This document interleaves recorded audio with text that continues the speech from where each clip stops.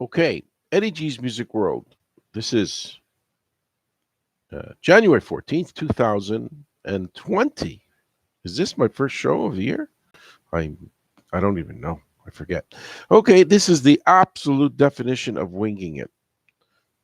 I tracked down a famous singer from the early 60s, and he, he sings on this Expedia commercial where a woman is in the bathtub talking to it, like looking at her dog. She's looking at her husband. She's looking at the family, and she's planning a trip.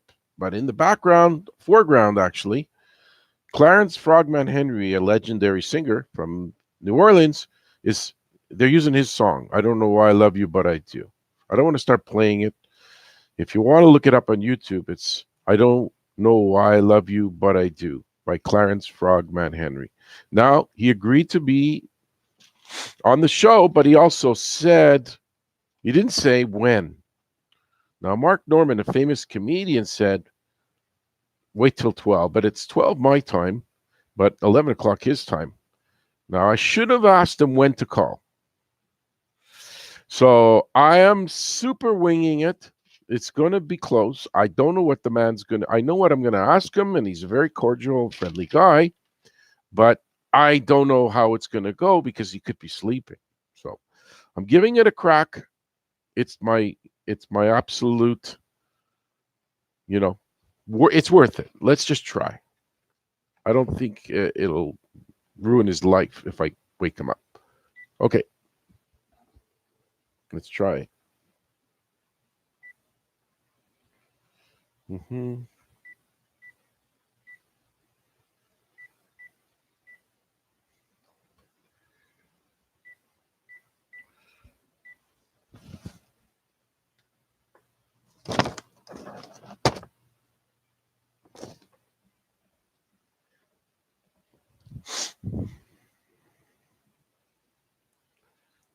Let's see. The phone's ringing. It's 11 o'clock his time. Is this Clarence? Hey, Clarence, it's Edmund, Eddie G from Saturday.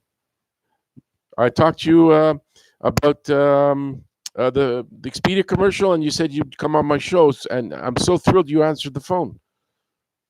I have, I'm going to have a, 10-15 minute talk with you. Not going to take a long time to take up your day, just a little background, and I'm going to put you on speaker so my microphone can pick it up. Is this okay? One sec.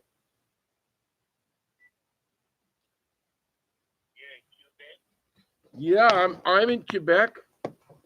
Um, Now you're going to be picked up by the microphone, and I'm going to talk to you. Can you hear me, Clarence? Loud and clear. Great. I'm pretty sure it'll be picked up on my show, and I'm a pleasure to talk to you. I'm introducing you to Clarence Frogman Henry. He is a great singer from 50s and 60s and probably later. He's probably been singing all his life. I stumbled on his songs, listened to the radio, and he caught my attention with an Expedia commercial. I heard that beautiful voice, and I had to find out who it was, and then I realized it was someone that I really admired, and that's why we're doing this chat today. Say hi to everybody, Clarence. Hi, this is Clarence. I take the job. Oh, man. Henry. Wow. I'm from New Orleans, Louisiana. And LSU won the game last night. I was going to say that, Clarence. You actually beat me to the punch. I usually watch the NFL, like pro teams, like New Orleans and stuff, like the Saints, but you like the college, and I did note that they did win, and I'm happy that you watched it and enjoyed it. Oh, I enjoyed it. Oh, it was great. That LSU this year, their team is so great. They work together, with the quarterbacks, all the offense and defense. Mm-hmm. Well, I enjoyed the few minutes I saw, and I did keep track of it. Here's a few questions just to give the people some background on you.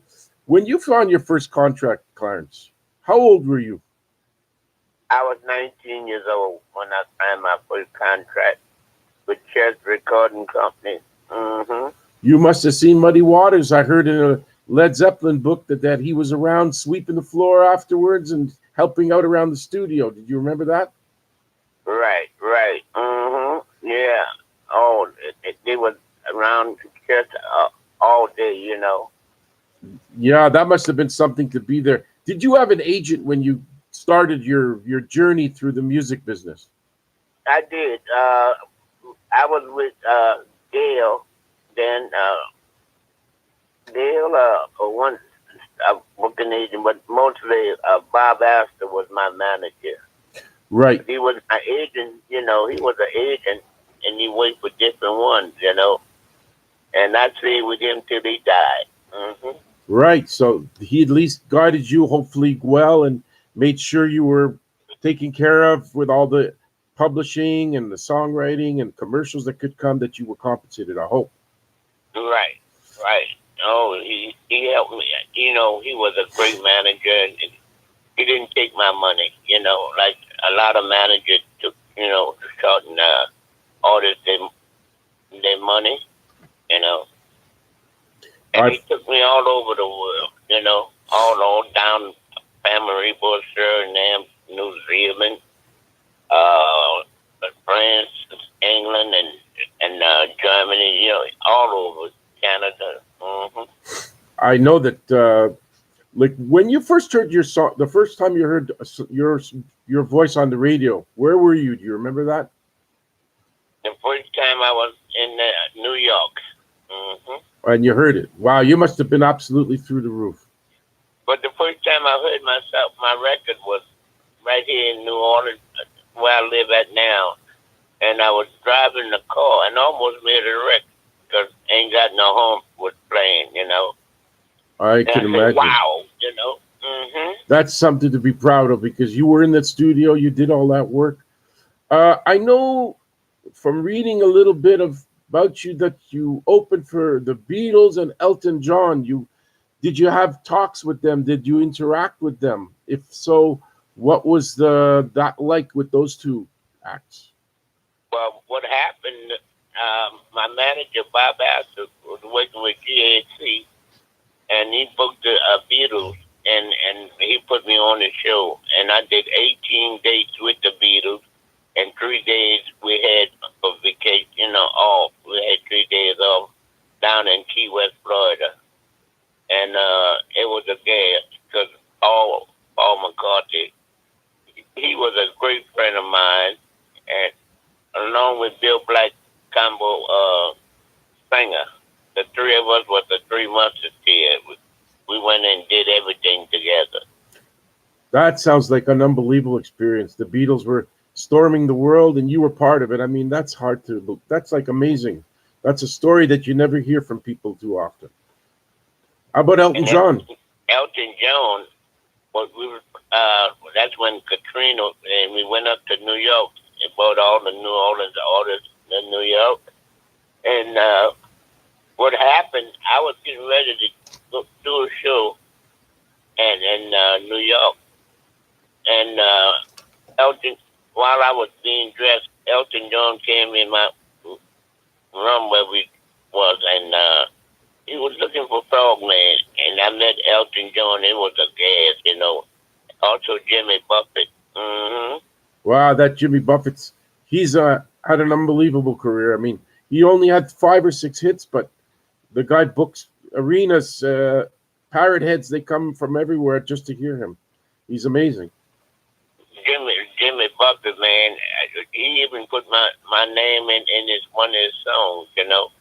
And the first time I met him was in California on Sunset Strip. We were playing in a little club in California, the Sunset Strip, and he was looking for Frogman. Wow, they all wanted you, man. You were hot material. Beautiful voice, classy guy, gentle, class. Let me tell you, I'm impressed. I mean, you did shows all over the world. I know how you got the name Frogman, but for those who are listening, can you tell the people how you got the name? It was in 1950, 58, and again, 58, 56, no, 56, 1956. I was invited to a disc jockey studio, WJMR and the guy's name was Papa Stopper in New Orleans. And he told me, he said, listen how the people requesting your song. The people were requesting the song, the Frog Song by the Frog Man and people in New Orleans. And when he said Frog Man, so he said, that's your name from now on, Frog Man. They didn't know my name was Clarence Henry. You know, they heard the Frog Song, and they said, play the song by Frog Man. You're not related to the guy Henry who's on the Titans that runs like a deer in the football games, are you? You know, there's so many. It's a Henry in Tennessee. I mean, I love him because he's a Henry. Then they got another Henry that was with Clinton that played against the LSU team, and that, you know, I think Kiwi, they're making more Henrys. And would you believe, we just buried my son about a week ago, Tuesday. My oldest son, Clarence, they call him Tadpole Henry, you know, the 3rd. Makes sense. I'm sad for your son. You know, you've been in the business a long time. When you're around and the kids aren't, that's sad to hear, because the natural way is that the father goes and the kids mourn the father. But that's sad that it went young. I feel bad for that. When you were in the studio, this is Eddie G's Music World talking to Clarence Frogman Henry. So just to keep people up to date, did you improvise your vocals, or was there a guy saying, oh, sing like this, sing high, sing low, or did you just do your own thing because you knew what you were doing? I did my own thing. You know, in the studio in New Orleans, it was a very famous guy that had a studio here in New Orleans. His name was Cosmo, and Fast Domino and a bunch of other guys. You know, even artists from New York and things came down to New Orleans in this studio. It's a little bit of studio, and made a lot of hits. Oh, for sure. You must have ran into Alan Toussaint also in your life. Alan Toussaint, he recorded me with I Don't Know Why I Love You, But I Do. Because I know he's a famous guy from that part of the country, so I figured I'd ask you that too. When you did this Expedia commercial came up as an offer, was it the writers who chose to do it with your voice, or did they say we just don't, you know, because sometimes they redo the song and they cut the guy that sang it out, and I'm so thrilled. Did they ever offer you anything, or they just did it and told you later? I don't know who did it or what did it, but my grandson from the last, like Roberta grandson, he the first one called me and told me about the commercial. And man, they're playing it. And the guy called me yesterday from Canada that they, you know, they're really playing the commercial Expedia with me singing Ain't Got No Home. Those dogs looking at the woman in the tub taking a bath, you know. Believe it or not, as I picked up the phone to call you, the commercial came on. I was going, this is karma, man. This guy I'm calling, and this woman is back in the bathtub again. She must be the cleanest woman I ever saw. Never a clean woman like this. She's in the tub all day. The only thing I don't like is she gives everybody a stare because they all look mad about their lives, and she wants to help them with a nice trip. But when you look at her face, she's like staring at everyone, you know. But let me tell you, you do the only good thing about the ad is your voice. That's it. The song, the commercial itself is not that great. During the commercial, I mean, they're really playing it. If I look at the tennis match, it's coming on. Look at the CNN, they're coming on. They're really playing it around the country. People calling it from all over. It's like crazy. They don't stop. It's on 50 times a day. They're constantly playing it. I mean, you know, and it's a blessing, you know. I think that's my blessing from God, you know, because when my son died, I was in a phase. I thought I would die, you know. Right. There's something going to happen before Christmas. and God was trying to talk to me. And then I looked, here come the Expedia with the commercial. Oh man, they're playing it all day, all night. One last question I have. What's your Katrina situation? Were you affected by the Katrina hurricanes back in 2000, I think, 6 or 7? I was. The front of my house, mostly. Like one room, well, used to be the master bedroom. It's the twin bedroom now. Uh, it destroyed that room. And I had a piano I bought when I was 15 years old. You wouldn't believe it. I bought a brand new piano maybe a couple of years before Katrina. The water didn't go in the new piano. It went in my piano 65 years old. And it ruined my piano. I know the late Fats Domino, he lost a house in that too, right? Right. And he lost the piano too. And what happened? The people from New York and all of us, Fat Domino, myself, and a baby grand. I got a baby grand from New York. Well, I want to say thank you for giving me this time. It's precious time, and you made my day to grant me the chance to talk to you. The great Clarence Frogman Henry, beautiful voice, beautiful man. I want to thanks again to be on Eddie G's Music World, and maybe I'll call you again sometime to see how you're doing, if that's okay. My pleasure, great pleasure. Be sure you listen to Bobby Key right here. Right. You can still do it, man. You're the best. I love you, buddy. Take care and relax and have a great day, okay? Thank you. Thank Bye-bye. you. Take care. Bye-bye.